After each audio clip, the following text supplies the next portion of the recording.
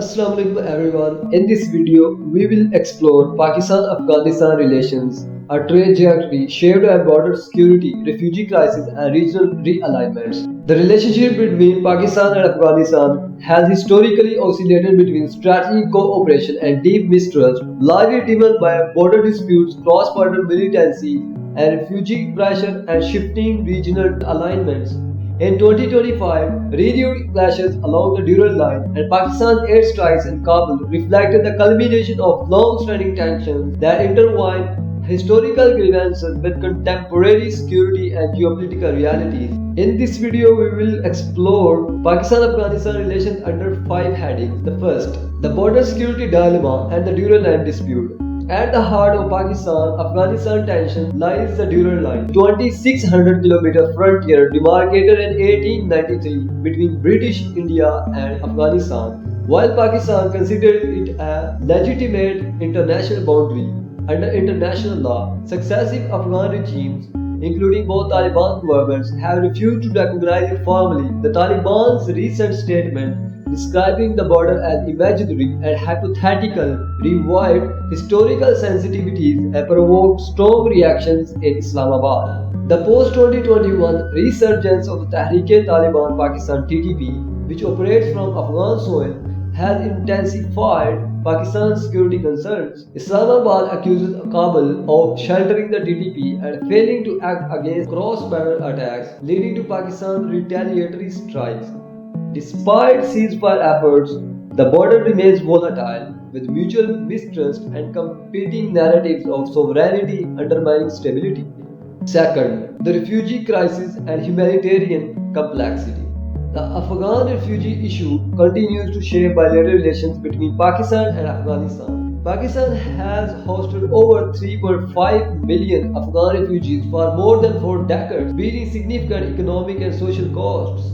However, Islamabad's recent decision to expel hundreds of thousands of undocumented Afghan nationals has worsened relations, drawing criticism from international human rights organizations.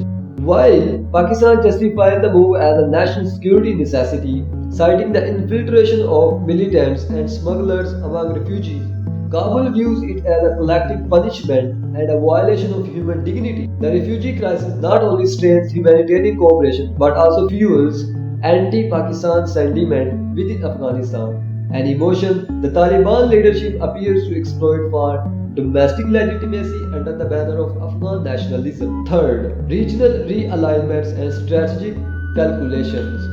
Pakistan's foreign policy trajectory in 2025 reflects a shifting regional balance.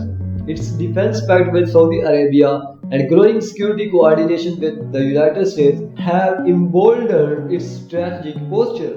Meanwhile, Afghanistan's alignment with Russia and China for diplomatic recognition and financial support from India highlights a deepening regional polarization. This realignment echoes a broader geopolitical competition for influence in post-US Afghanistan. Pakistan seeks a stable and cooperative neighbor to secure its western frontier and economic connectivity projects such as the China-Pakistan Economic Corridor (CPEC). Conversely, the Taliban regime, isolated internationally and facing sanctions, uses nationalist rhetoric, including the Durand Line dispute, to rally international support and deflect criticism over its governance failures and restrictions on women's rights. Fourth, the role of non-state actors and transnational militancy.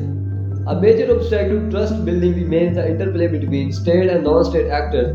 The TTP's sanctuaries in Afghanistan, the Islamic State Khorasan province (ISKP), and other transnational groups pose a direct threat to Pakistan's internal security and regional stability.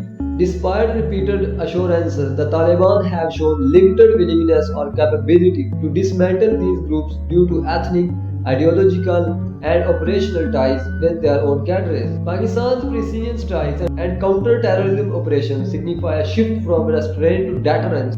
Yet, without a broader bilateral counter-terrorism framework, such measures risk escalating into sustained confrontation rather than promoting cooperative security.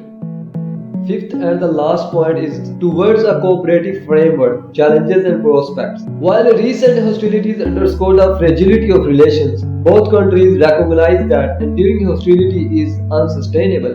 The Doha and Istanbul diplomatic tracks, supported by regional stakeholders like China, Russia, Iran, and Saudi Arabia, offer a platform for structured dialogue. Confidence building measures such as joint border monitoring, refugee management, and economic cooperation could gradually reduce tensions. However, sustainable peace will require mutual acknowledgement of sovereignty, non interference, and a pragmatic security partnership against militancy. For Pakistan, balancing its security imperatives with humanitarian responsibility will be crucial, while the Taliban must demonstrate credible state behavior if it seeks legitimacy and regional acceptance.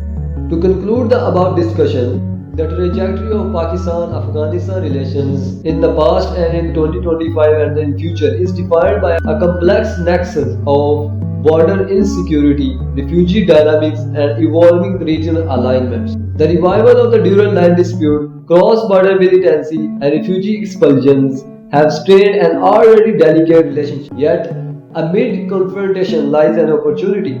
If both nations can transcend historical grievances and embrace a pragmatic cooperation, they can transform a volatile border into a corridor of peace, trade, and regional integration. The stability of South and Central Asia may well depend upon how Islamabad and Kabul redefine their interdependence in the years ahead.